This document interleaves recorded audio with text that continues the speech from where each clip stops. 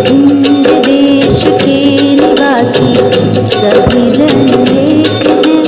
रंग रूप वेश भाषा चाहे अनेक हैं। हिंद देश के निवासी सभी जन एक हैं। रंग रूप वेश भाषा चाहे अनेक हैं। बेला गुलाब जूही चंपा चमेली, बेला गुलाब जूही चंपा चमेली, प्यारे प्यारे फूल गूंथे माला में एक हैं। प्यारे प्यारे फूल गूंथे माला में एक हैं। हिंद देश के निवासी सभी जन एक हैं। रंग रूप वेश भाषा चाहे अनेक हैं। कोयल की कूक न्यारी, पपीहे की टेर प्यारी, कोयल की कूक न्यारी, पपीहे की टेर प्यारी, गा रही तराना बुलबुल राग मगर एक हैं। गा रही तराना बुलबुल राग मगर एक हैं। हिंद देश के निवासी सभी जन एक हैं। रंग रूप वेश भाषा चाहे अनेक हैं। गंगा यमुना ब्रह्मपुत्र कृष्णा कावेरी, गंगा यमुना ब्रह्मपुत्र कृष्णा कावेरी, जाके मिल गई सागर में हुई सब एक हैं। जाके मिल गई सागर में हुई सब एक हैं। हिंद देश के निवासी सभी जन एक हैं। रंग रूप वेश भाषा चाहे अनेक हैं। रंग रूप वेश भाषा चाहे अनेक। नमस्कार। आज का सुविचार thought of the day. Very often a change of self is needed more than a change of scene. अर्थात कई बार वातावरण में बदलाव से अधिक स्वयं में बदलाव की ज़रूरत होती है। जब परिस्थिति आपके विपरीत हो तो उस परिस्थिति से भागिए मत, अपितु स्वयं में बदलाव लाएं। आप जहाँ भी जाएंगे आपका माइंडसेट, आपका एटीट्यूड, आपका वे ऑफ डूइंग आपके साथ जाएगा और आप वैसी ही परिस्थितियाँ उत्पन्न कर लेंगे। इसलिए चेंज योरसेल्फ। जब आप स्वयं को बदलते हैं तो आप नए वातावरण का स्वतः ही सर्जन कर लेते हैं। धन्यवाद। सुप्रभात। प्रस्तुत है आज का शब्द। आज का शब्द है डेडली। इसका हिंदी में अर्थ होता है घातक, जानलेवा, भीषण। आइए अब इसका वाक्य में प्रयोग देखते हैं। The scorpion has a sting that can be deadly. बिच्छू के पास एक डंक होता है जो जानलेवा हो सकता है। धन्यवाद। प्रभात। अब समय है आज की पहेली का। थल में पकड़े पैर तुम्हारे, जल में पकड़े हाथ, मुर्दा होकर भी रहता है जिंदों के ही साथ।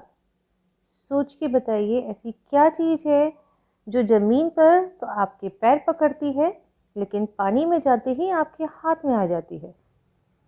सोचिए। सही पहचाना, जूता, क्योंकि उसको हम पैरों में पहनते हैं लेकिन जैसे ही पानी में उतरते हैं उनको गीला होने और ख़राब होने से बचाने के लिए अपने हाथ में पकड़ लेते हैं। धन्यवाद। सुप्रभात। शुरू करते हैं आज का इतिहास। आज ही के दिन यानी 5 दिसंबर सन 1971 में भारत ने बांग्लादेश को एक देश के रूप में मान्यता दी। आज ही के दिन सन 2013 में रंग भेद के खिलाफ अभियान चलाने वाले दक्षिण अफ्रीका के पूर्व राष्ट्रपति एवं भारत रत्न से सम्मानित नेल्सन मंडेला का निधन हुआ था। सुप्रभात। Special of the day. अंतर्राष्ट्रीय स्वयंसेवक दिवस प्रतिवर्ष 5 दिसंबर को विश्व भर में वॉलंटियर दिवस के रूप में मनाया जाता है। यह दिवस स्थानीय, सामुदायिक, राष्ट्रीय और अंतर्राष्ट्रीय सभी स्तरों पर परिवर्तन करने में लोगों की भागीदारी, सम्मान का एक उत्सव है। इस अवसर पर जन जागरूकता पैदा करने के लिए कॉन्फ्रेंस, सेमिनार, प्रदर्शनियां, स्वच्छता अभियान आदि कार्यक्रम आयोजित किए जाते हैं। Thank you. प्यारे बच्चों, सुबह का नमस्कार। अब है आज की प्रश्नोत्तरी का समय। आज की प्रश्नोत्तरी में पहला प्रश्न है, महात्मा गांधी को देश रत्न की उपाधि किसने दी थी?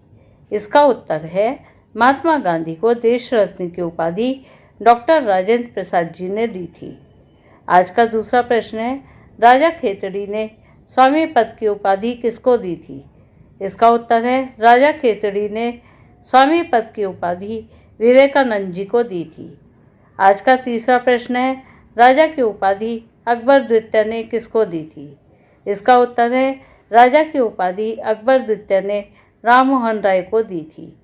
आज का चौथा प्रश्न है, मदन मोहन मालवीय को महामना की उपाधि किसने दी थी? इसका उत्तर है, मदन मोहन मालवीय को महामना की उपाधि श्री रविन्द्रनाथ टैगोर जी ने दी थी। धन्यवाद। Good morning students. आज की मॉर्निंग असेंबली का बाल गीत है, सुंदर कितनी होती ओस।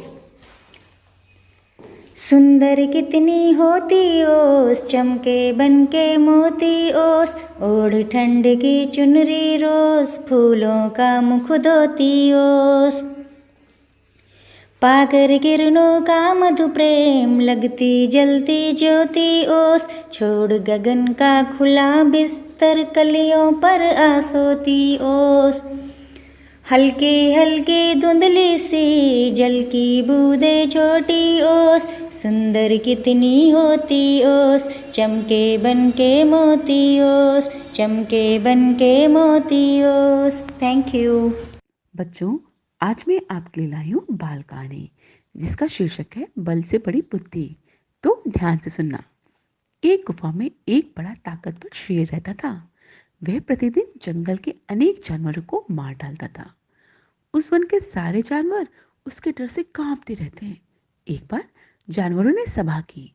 उन्होंने निश्चय किया कि शेर के पास जाकर उससे निवेदन किया जाए कि हर दिन एक पशु शेर के भोजन की व्यवस्था के लिए गुफा में भेज दिया जाए, जिससे बाकी सभी जानवर सुरक्षित रहे। शेर मान गया।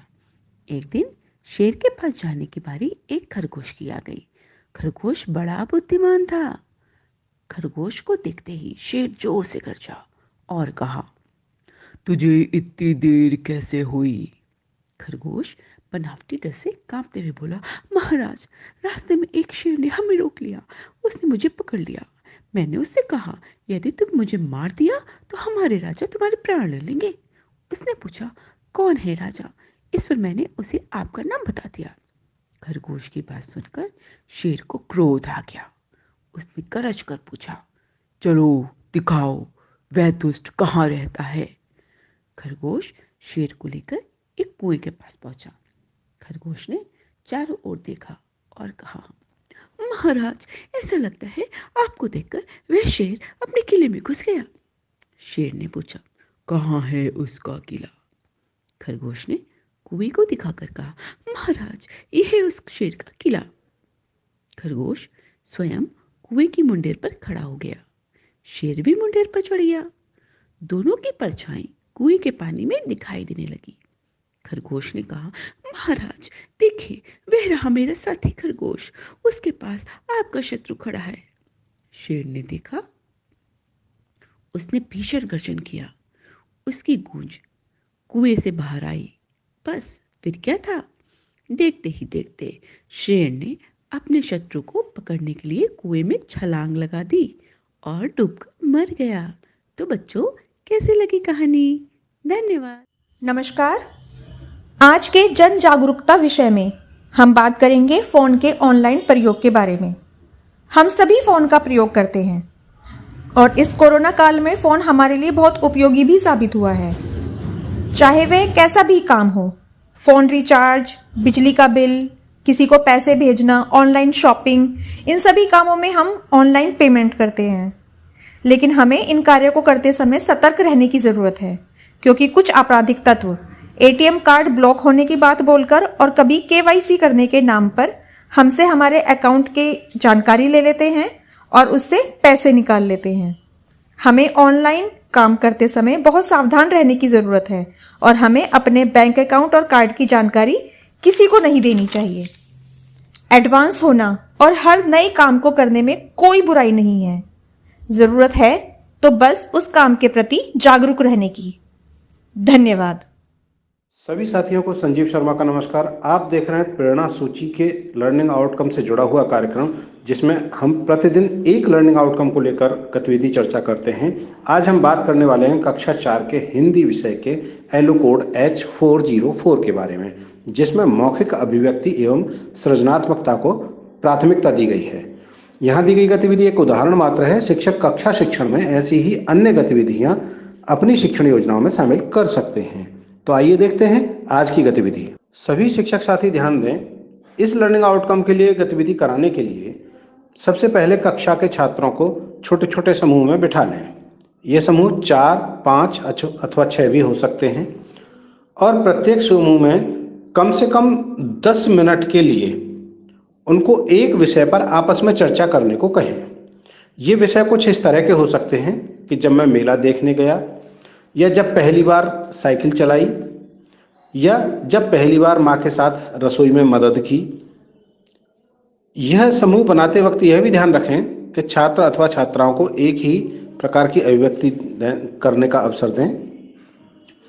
अन्य रुचिकर विषय भी आप चुन सकते हैं और जब ये छात्र चर्चा कर चुके हों तब 5 मिनट के लिए आप स्वयं की प्रस्तुति दें और छात्रों को वो प्रस्तुति सुनने के लिए कहें।